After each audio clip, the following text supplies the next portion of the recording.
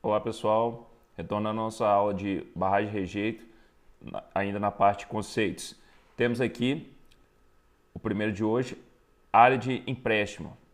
O que são áreas de empréstimo? São áreas selecionadas no projeto para a extração dos materiais de construção do maciço da barragem. Vamos lá. No slide seguinte aqui, você pode ver o exemplo, é uma figura aqui de uma barragem, onde você tem o corpo da barragem, né, a barragem da Vale do Sossego, no Pará, a barragem de uma mina de cobre.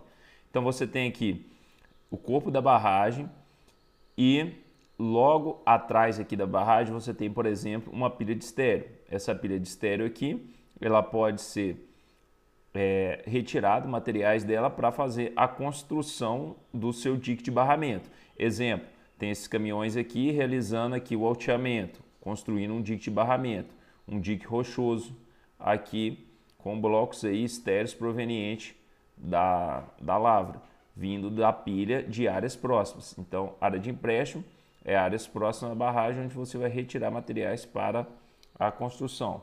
Voltando aqui para outro conceito, você tem superfície freática normal. Superfície freática normal é admitida para as condições normais de funcionamento da barragem interna em regime permanente, com fluxo em condições normais de operação, conforme prevista em projeto. E vou mostrar depois rapidinho. Superfície freática crítica é a superfície freática correspondente à rede de fluxo em condições críticas de operação, que induz condição severa de estabilidade e potencial erosão interna admitida, como, por exemplo, para condições de mau funcionamento da drenagem interna da barragem prevista em projeto. Vamos entender aqui, rapidinho. Então, a gente tem aqui uma figura esquemática de uma barragem de rejeito. Depois eu vou falando aos poucos, eu vou mostrando essa figura novamente. Mas o que a gente tem que entender é o seguinte. Então, você tem aqui uma superfície freática, né? Aqui falando nível mínimo freático, aqui o máximo. Então, entre o mínimo e o máximo, você está trabalhando na superfície freática normal. E a superfície freática crítica é quando você tem ela no nível máximo, que seria esse pontilhado em azul aqui apresentado. Ok? Então, vamos para frente. Próximo item. Projeto de cheio de projeto, pode ser também considerado, é a vazão ou hidrograma de dimensionamento de projetos hidráulicos, como por exemplo, um sistema extravasor correspondendo a valores significativos de vazão de pico ou volume de uma dada duração e associado a um período de retorno, para os quais se estabelece o risco e a segurança das estruturas nos sistemas hidráulicos. Então, o que seria isso, gente? Cheio de projeto é o quê? Então, baseados em dados de vazão da região, baseados nos dados de vazão também de produção de rejeito, você determina qual que seria a cheia de projeto. Isso é, como que vai ser os seus sistemas caso a barragem atinja o limite máximo, qual que vai ser o seu pico de vazão, aonde que vai ser colocado seus extravasores, qual período isso pode acontecer de você ter que usar esses extravasores ou não. O ideal é que não se use, porque ele é para garantir, né, aí a sua segurança da sua barragem. Temos também período de retorno. Conceito estatístico, que representa o período médio em anos em que um determinado evento de cheia é igualado ou superado. Por exemplo, vocês já ouviram falar aquela história: choveu tanto, parecido com o que chovia há 7 anos atrás. Então, aquela chuva de 7 anos atrás chegou. A cada 7 anos tem uma chuva dessa, uma enchente dessa. Então, quando a gente está falando aí em período de retorno, então é mais ou menos por aí. É vocês entenderem que existem eventos naturais que têm um determinado ciclo, né, que eles podem vir a ocorrer. Isso também é calculado baseado, né, em probabilidades estatísticas. E ele pode ser superado dependendo das mudanças climáticas, dentre outras coisas. Mas existe uma forma aí de calcular também.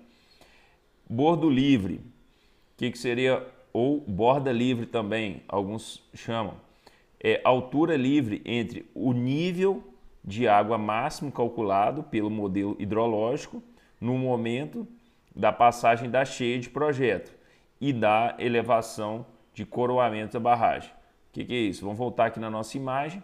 Então a gente tem o nível máximo da barragem, aqui, pontilhada em azul, e o que é a borda livre? A borda livre é o que? Você tem a crista, né, da barragem, então o ponto que é a crista, o ponto mais alto, a diferença entre o ponto mais alto e o nível máximo é chamada borda livre.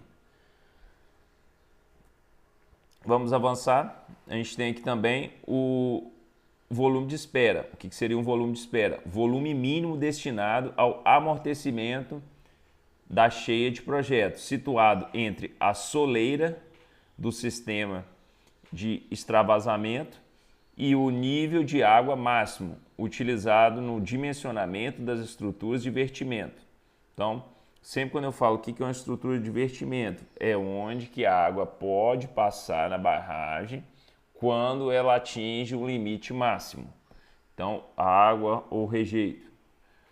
Nas barragens de rejeito, os volumes para o amortecimento de cheia devem ser maiores que os volumes de espera no início da operação, sendo progressivamente reduzidos ao longo da vida útil, pela ocupação dos depósitos de rejeito. Então, o rejeito vai ocupando aquela área ali, então você tem um volume de espera maior no início, ele vai reduzindo ao longo da vida útil da sua barragem, ok? Próximo item, a altura de barragem é a diferença da cota entre a crista da barragem e o ponto mais baixo da fundação. Vamos voltar aqui no desenho esquemático, então a gente tem a crista da barragem está aqui e o ponto mais baixo aqui da fundação próximo ao tapete impermeabilizante. Então essa diferença aqui é a altura da barragem. Então essa diferença de cota se dá como altura da barragem. É importante mostrar para vocês também que existe uma classificação, tem até no e-book que eu deixei disponível na plataforma, a gente tem uma classificação seguinte, da barragem segundo ao porte. Então, quando é uma barragem de rejeito, ela tem essa classificação. Por exemplo, porte muito pequeno, então menor que 500 mil metros cúbicos. Então, ela é classificada de porte muito pequeno. Entre 500 mil metros cúbicos e 5 milhões de metros cúbicos, ela já é classificada pequena. Então a gente tem a classificação aqui, ó, de muito pequena, pequena, média, grande e muito grande. Claro que, chega aqui para o lado, que não é obrigado a decorar valores, né? Temos que entender. Então, só para vocês entenderem aqui uma questão, olha só, quando você tem a barragem de rejeito e você tem a barragem de água. Quando a barragem de rejeito chegou aqui a 5 milhões, uma barragem de água, né, ela tem que ser menor que 5 milhões. Vamos falar quanto que ela é considerada pequena? Pequena, qualquer valor. Tem barragem de água muito pequena? Não. Nessa classificação não se enquadraria para a barragem de água. E repara que os valores para determinados portes são diferentes. Por exemplo, uma barragem de rejeito, você tem aí de 5 milhões a 25 milhões, o porte média, e a de acumulação de água é de 5 a 75. Então, o que quer dizer isso? A barragem, para essa classificação aqui, as barragens de água geralmente são maiores, né? Então, é importante vocês terem essa ideia também, que a classificação de barragem de rejeito é um pouquinho diferente da barragem de água, ok?